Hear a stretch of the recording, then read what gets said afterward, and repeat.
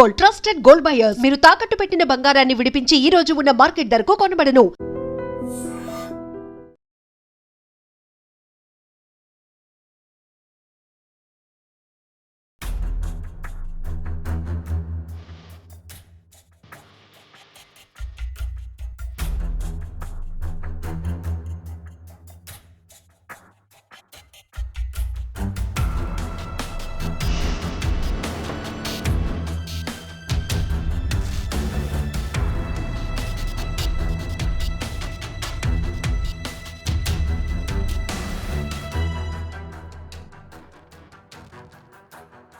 కూకట్పల్లిలో అత్యంత దారుణమైనటువంటి ఘటన జరిగింది. యాక్చువల్లీ 10 ఏళ్ల అమ్మాయి పేరు వచ్చి సహస్ర.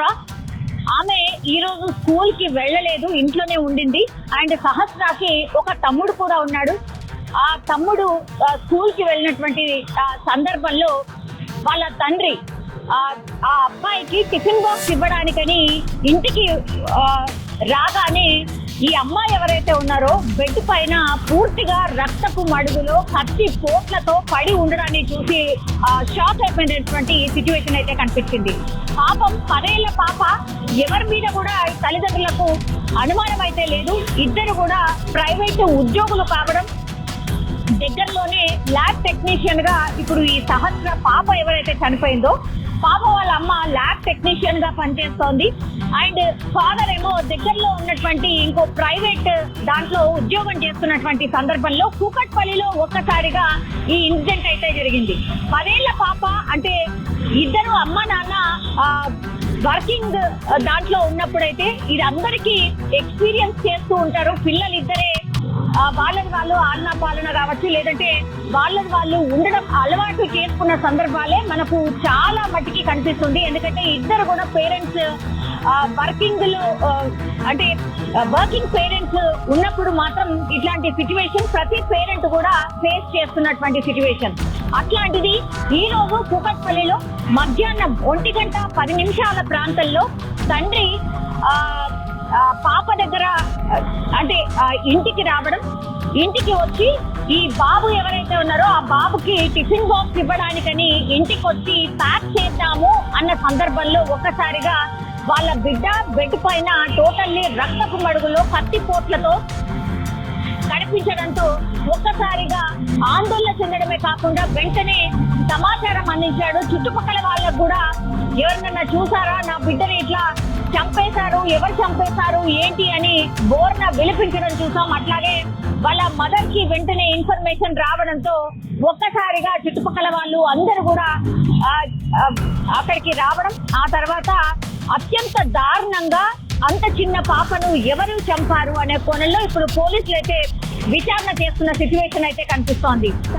పేరెంట్స్ పేరు వచ్చేసి రేణుక, అలాగే కృష్ణ. వీళ్ళిద్దరు కూడా వర్కింగ్ పేరెంట్స్ కావడంతో పాప ఈ రోజు స్కూల్ కి సెలవు ఉండడంతో ఇంట్లోనే ఉండిపోయినటువంటి పరిస్థితి.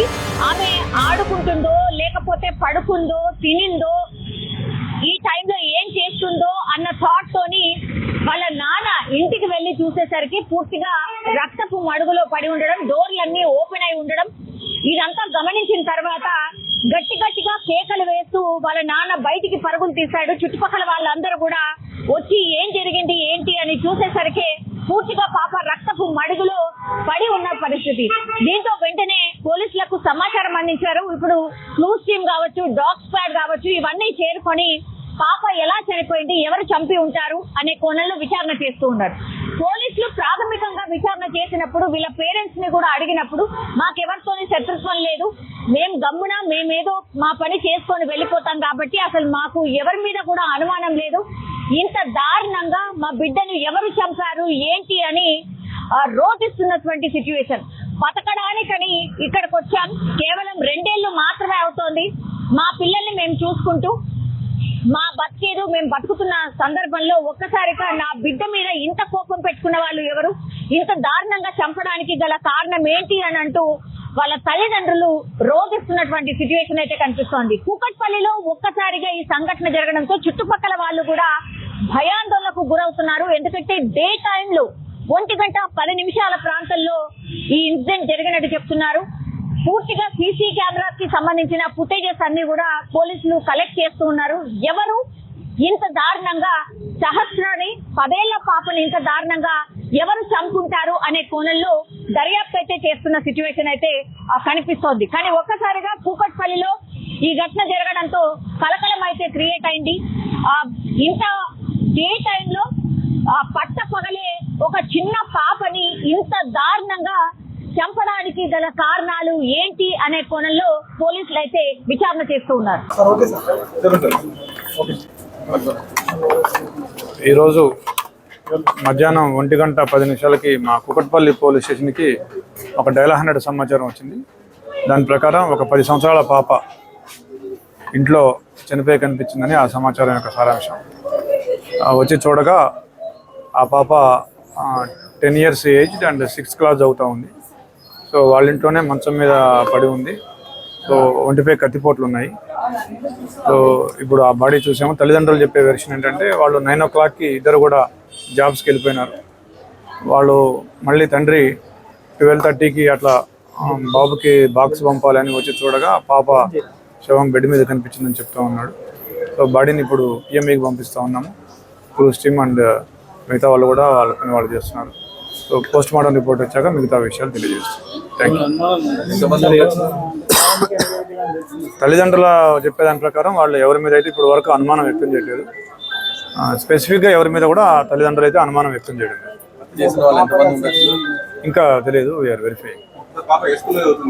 పాప కేంద్రీయ విద్యాలయం చెప్పి 6th క్లాసు హాలిడేస్ ఇచ్చారని చెప్పారు. వాళ్ళు వచ్చి ఇక్కడికి 2 years అయిందని చెప్తున్నారు. Thank you.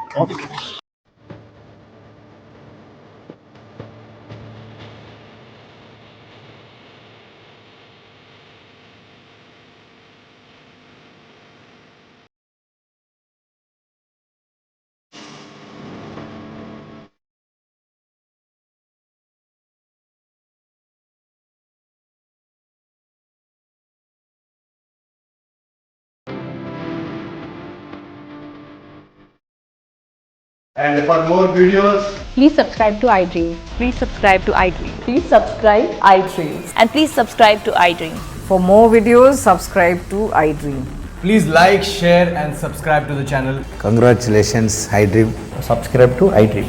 Subscribe to iDream. So subscribe to iDream Media. iDream team andarki huge congratulations. Please subscribe iDream Media. Please subscribe to iDream. Subscribe iDream. Please subscribe to iDream. iDream అంటే నా కళల ఛానల్ను subscribe చేసుకున్న నోరు తిరుగుతలేదు.